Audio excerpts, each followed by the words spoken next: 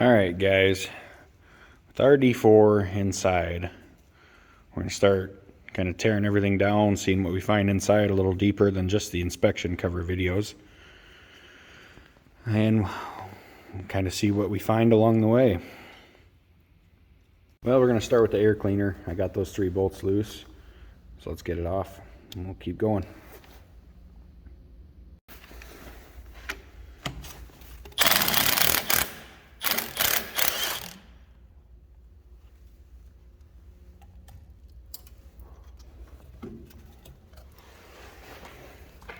Alright, all the intake bolts came loose. There's a couple behind the exhaust that'll be easier to get to when the intake manifold's out of the way. So we'll just pull the intake next.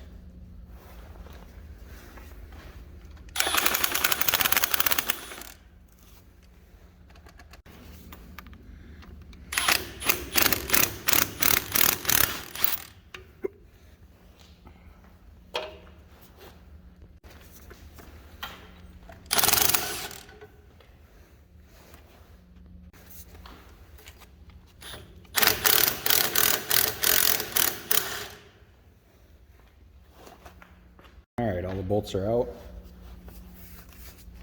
ahead and pull this manifold off.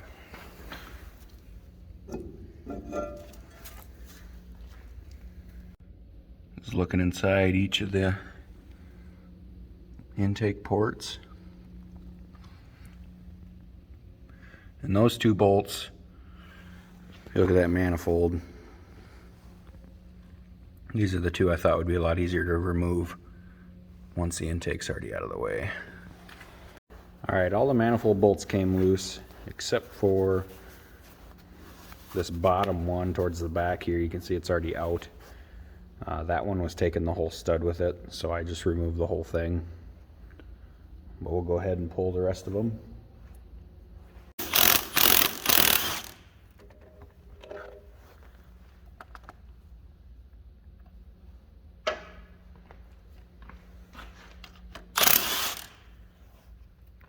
Well, that one pulled the stud with too.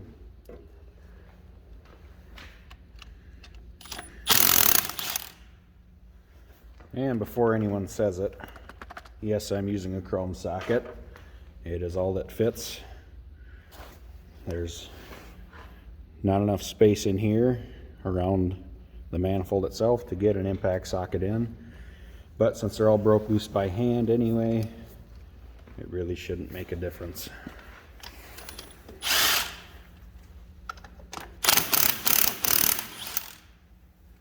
So I had another stud come with there.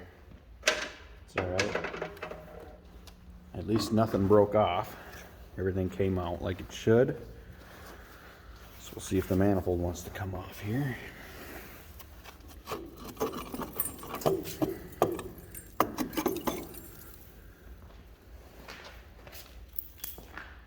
Well, as you can see, the center port definitely has some rust buildup from that manifold there. It's not a good sign, but we'll see if the valves kept it out of the cylinders or not. Let's go ahead and pull that valve cover. Now that we're inside, that can stay off.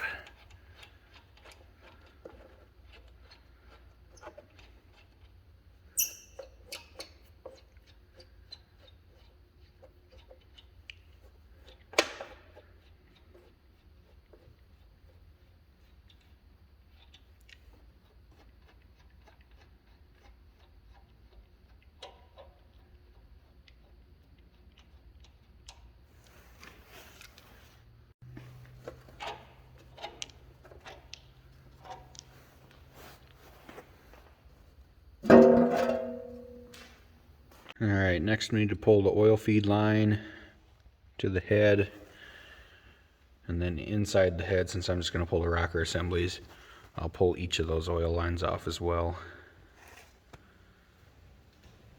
Alright, we got the oil feed line to the head removed, and I have each of the top ones loosened up. We will pull the rocker pedestals and rockers next. Alright, all these loosened up now. I'm coming with an impact. take them the rest of the way out. Alright, we'll try and lift them rocker shafts off of there.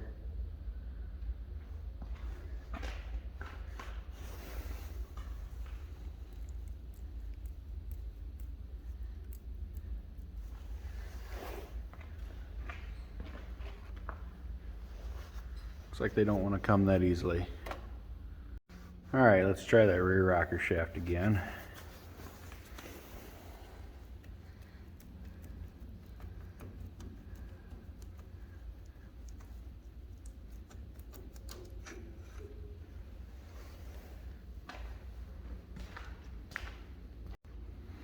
And now let's try the front rocker shaft.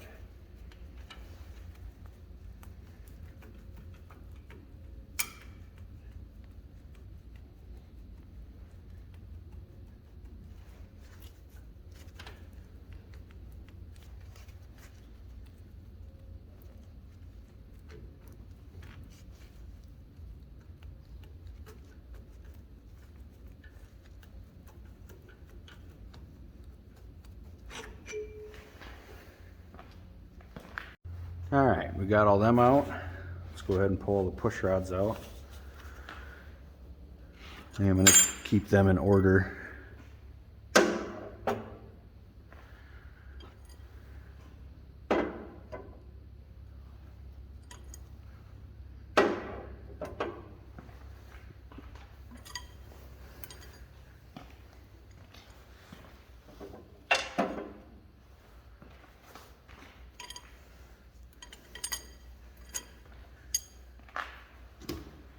Because I want to pull the head here, I'm going to have to pull this upper radiator, wouldn't call it a hose, but a cast iron elbow.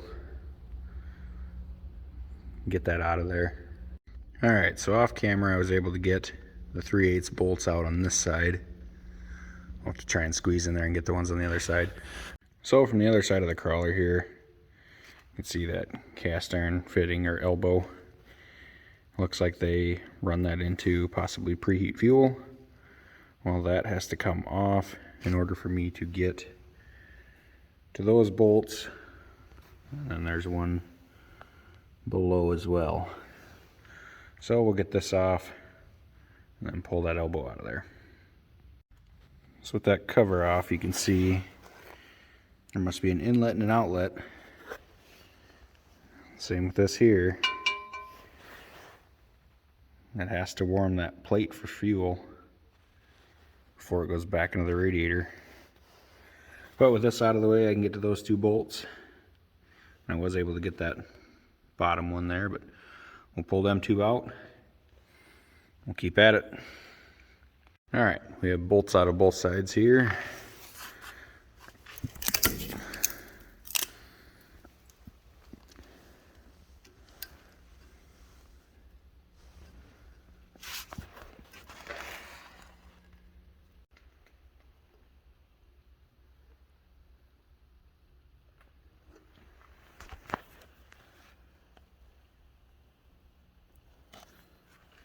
Definitely have some cleaning to do.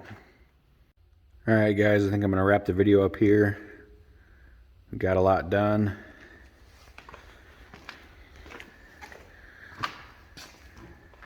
The next video, we'll start taking off injection lines. See if we can get the injectors out, possibly. Otherwise they'll come with the head. And I'd like to get that head off of there. Stay tuned. Thanks for watching.